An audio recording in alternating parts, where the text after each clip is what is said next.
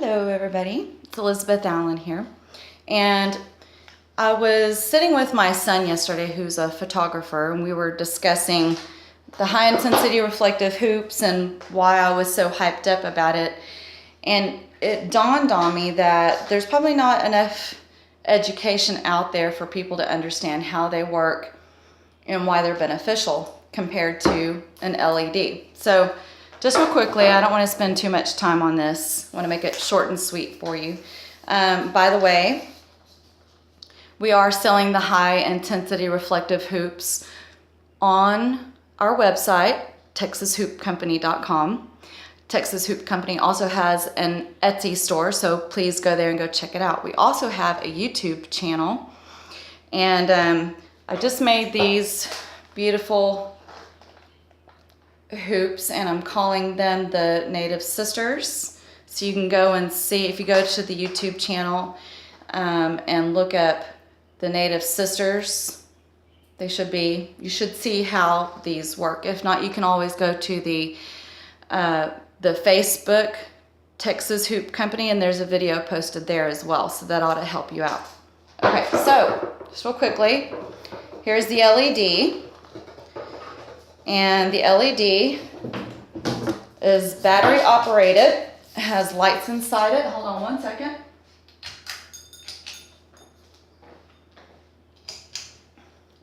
So you get a nice full effect of what to expect and what it does. Okay, so you can obviously see this from across a park, right? If you're at a park or a music festival, that's why there's so much fun. Okay. Turn this off for just a second. Okay, so if we compare the high intensity reflective hoops next to the LED, the high intensity does not require batteries. In fact, the way that you activate this is that you point a flash towards it. Okay, so let me show you what that looks like. Put this here. I'm going to turn the lights off, and I'm going to take a picture so you can see. I've got to use my flash. So as long as a flash or a light is being pointed towards the high intensity hoop, you get the similar effect of the LED. Okay, there we go. Got to put on camera. I'm going to use my flash and just watch here. Actually, look towards the inside of mine. Okay, I'm going to tap that again so that you can see. So you can see a pretty good version of how similar, oops, hold on, how similar it is to the LED. Oop.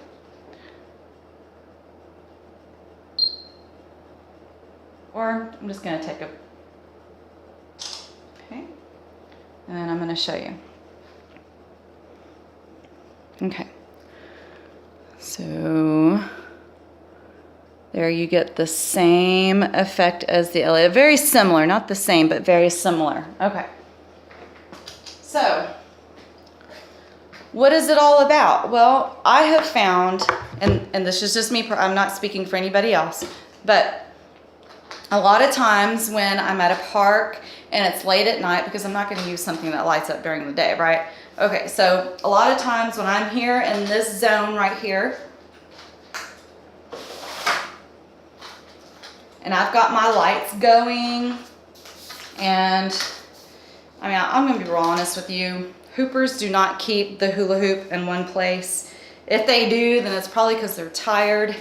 But so a lot of times you're going to see a lot of action like this going on, a lot of movement that's happening. Now, when you're in the dark, let me show you what it looks like from the inside. And what I want you to do in your mind is I want you to think about how you've got tons of people around you. You're trying to be careful and cautious with people especially children, when they see the LEDs, boy, they run right over to you. So you have to be extra cautious. So let me kind of show you what it looks like on the inside of the hoop. Okay, get started here. All right. When you're hooping, or when I'm hooping, this is a lot of what I see, especially when it's going over my head. Okay, when I'm doing up and down. Okay, you can barely see me, right? That's the whole point of me showing you this, is that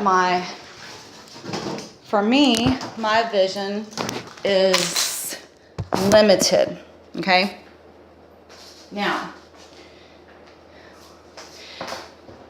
so I'm not knocking the LED. I just want you to know that, but I want you to get an understanding that when I'm inside the hula hoop and there's not the area is generally not lit up, it's harder for me to see people around me, okay? Especially with lights happening, it kind of, your eyes have to focus as to what's right in front of you, and it kind of darkens everything on the outside. Now, that's just for me personally. So what I found by using the high intensity hoops is that, let me turn the slide off.